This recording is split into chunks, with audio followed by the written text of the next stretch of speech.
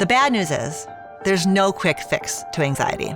The good news is there's lots that we can do to manage it more effectively.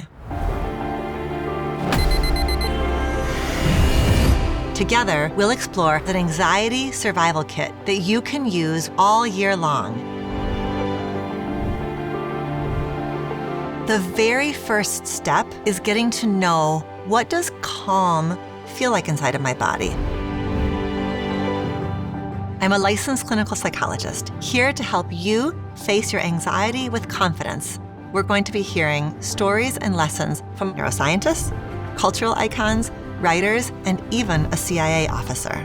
Anxiety is an indicator that there's something in your world that needs and warrants your earnest attention. What are the tools and practices that we need to not just survive those difficult moments, but actually thrive? I'm Dr. Alexandra Solomon, and this is MasterClass in Practice.